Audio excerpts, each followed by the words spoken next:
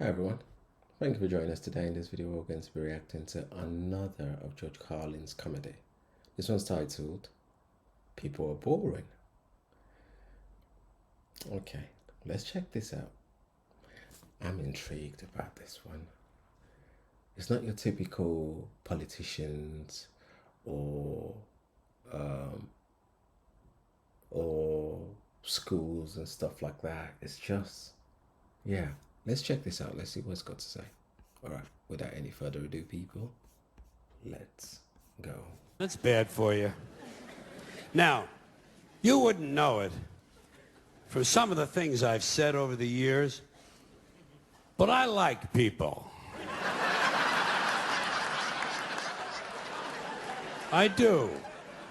I like people, but I like them in short bursts. I don't like people for extended periods of time. I'm all right with them for a little while, but once you get up past around minute and a half,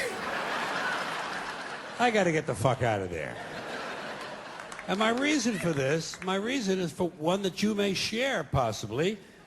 I have a very low tolerance level for stupid bullshit. That's all. Stupid bullshit. You know? And everyone wants to tell you their stupid bullshit. And a lot of them don't know when to stop talking. You ever run into that guy? Doesn't know when to stop talking, just continues running at the mouth like verbal diarrhea. Don't know when the conversation's over. Stupid, trivial shit you don't care anything about. Things you're not even remotely interested in. Did I tell you about my mom and dad? Well, my mom and dad went on vacation down to Mammoth Cave, Kentucky. This is about 6 years ago, I think. Seemed like it was about 6 years ago. 6 or 7, possibly 7, could be. Yeah. Somewhere in there, 6, 7, more than 6, less than 7. Let's call it 6.5. So my mom and dad went on vacation in Mammoth Cave, Kentucky, and my dad found a big rock. What he thought was a big rock, turns out it was a dinosaur turd. A petrified dinosaur turd, 27-pounder. You know, now that I think of it, it might have been 8 years ago. That would have been close to Y2K, wouldn't it? Remember Y2K? Whatever happened? Everybody's all worried about that. Nothing ever happened. Big fuss. Nothing ever happened. You know? God, that's strange, you know?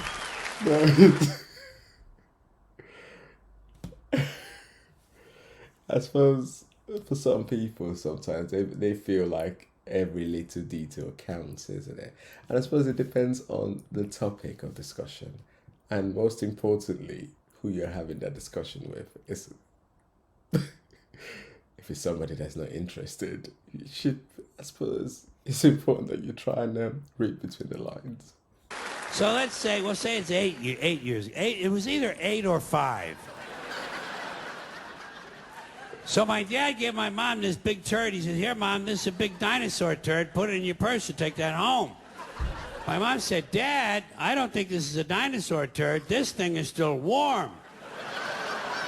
Whoever dropped this thing is still walking around in here, and we better get the fuck out of this cave."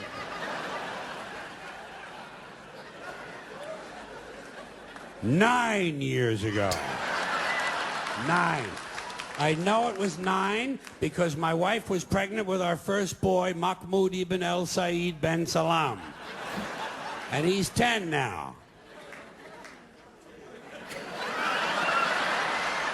Or is he? He's 11. Maybe he's 11. He's either 11 or 5. And while all this is going on, you're searching through your mind for something diplomatic and tactful and graceful that you can say to help end the conversation. And all I can ever come up with is, blow it out your ass! Blow it out your ass! Blow it out your ass! Blow it out your ass! Blow it out your ass! You know? But you can't say that. Good manners don't permit it. You have to find another way, and I go to body language. I try to use my body language to show that the conversation's over. I find myself leaning at a 45-degree angle trying to indicate the direction I'd like to go if this person would just shut the fuck up. And that I might even give him a verbal cue. Surgery. Surgery. I'm late for surgery. I'm having my ears sewn shut. You know? Yeah. Same people on the phone. Same people on the phone. Don't know when to hang up. Don't know when the conversation's over. Dumb, trivial shit. Dumb questions. So what are you guys going to do 5 summers from now?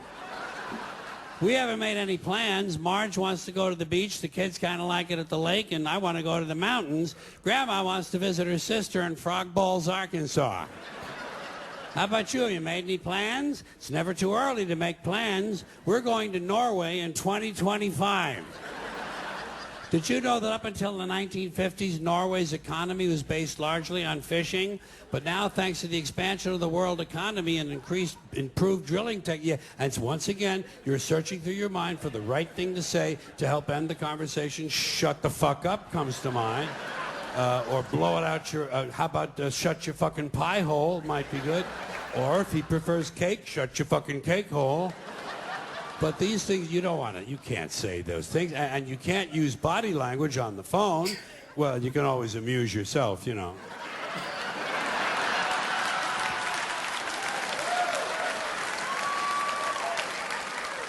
Or if it's your mother, you show your mother respect, you put her on speakerphone.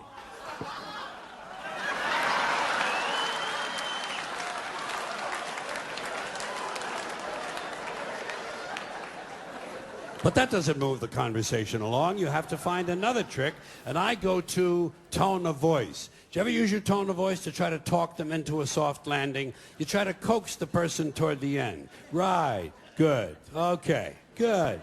All right, then. Good. Right. Okay. Good. Okay. Okay. All right. Oh, fuck, there he goes again. That guy's again. You remember my neighbor with the burns on 90% of her body? Well, she burned the other 10% now. She was lighting a fart and her bush caught fire.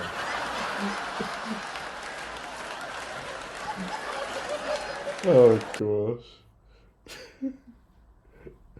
Everybody's got to know one of those people. I suppose the thing though is, if somebody feels the need to want to engage you like that, there is an element sometimes that they just want that company, isn't there? I suppose. Maybe they just want somebody to listen to them. I don't know. The times I've been involved in that sort of situation, it's just somebody that feels like they're a little bit lonely and they just want that company. I don't know. Let me know in the comment section below your experience. Listen, Reverend. Reverend, I hate to be rude, but I just took a 3.5-hour shit. And I'm bleeding from the asshole. Well, I don't have any mercurochrome. Yes, I'll put a Snoopy Band-Aid on it. Thank you. Yeah, thank you. You do that for me. Yes, say a prayer for my asshole. Thank you very much. You have to resort to these tactics because many people do not understand what a phone call should be or what a phone call is. Ideally, a phone call is the brief exchange of a few vital pieces of information. This is a phone call. Hey, Steve, what time's the circle jerk start tonight? 10 o'clock. Okay, listen, I'm going to be a little bit late. You'll have to start without me. Oh, don't worry, I'll catch up. I'm eating a whole bunch of oysters and watching a horny movie. It's called Tarzan Fucks a Zebra. Russell Crowe. Well, it's kind of a fantasy. Right now, Renee Zellweger is blowing a unicorn. That's a phone call. It should not be a 2.5-hour harangue of your third cousin describing her mailman's liposuction. God, people are fucking boring. People are just fucking boring. Oh my days. He's oh my days.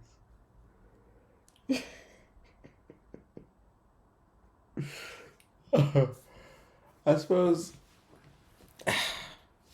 some people like people and some people just don't, isn't there? And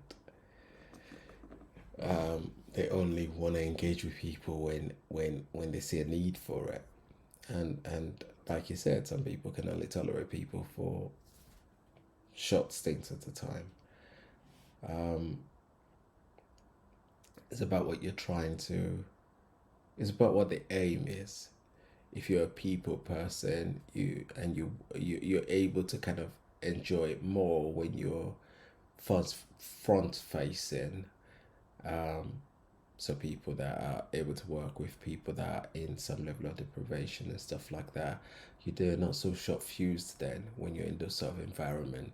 But when you're not and you don't do well with people, that's where you tend to have those sort of incidents where people just literally lose their rockers when somebody says something to them. But sometimes it could also depend on what you're facing at that point in time as well. But it's a tricky one where you engage with somebody that just talks and talks and talks. And you try and be as polite as possible, and they just can't get it. They just don't get it. That was funny. Let me know in the comment section below. Let me know your stories if you've got any. Looking forward to reading that. Okay. Yeah. Gonna let me know of any other one that you'd like me to react to, and I'll try my best to react to it as quickly as possible. Got a few guys that we're reacting to. So we've got Jim Jeffries, we've got Bill Burr. We've just done the Chappelle Show one, which I thought was a bit interesting. We've got a few comedians on the page, on the channel rather, and we're happy to add some more to it. Yeah. Okay, so at the end of my videos recently, what I've been doing is I have been talking about this book that I'm going to start reading. A few people have made recommendations of me doing voiceovers and reading a book and stuff like that. And I thought, why not? Let's try it out. Let's see how it goes. This is the book that we're going to start with. It's titled, Is It My Fault, Mummy? It's about a child that came into the foster care system. It was written by a foster carer with over 20 years experience. The book has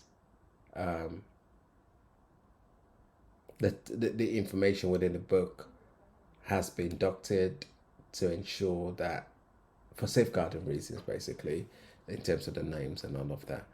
Let me know in the comment section what you think about that. We're trying to decide if it's Friday, Saturday, or Sunday, which day it goes into, and we're trying to make it a regular occurrence. It's not going to be a video of me sitting and reading the book. I'll read the book and then I'll kind of put it up, but with like pictures and images of some sort while the book's going. Well, I don't know if I should add music. Well, I don't know if that's going to ruin it, but we'll just try it out anyway, see how it goes, and we'll kind of build up from there. I look forward to hearing from you guys. You guys make sure you look after yourself and you stay safe. Until next time, guys, it has been Kings. Peace. Bye for now.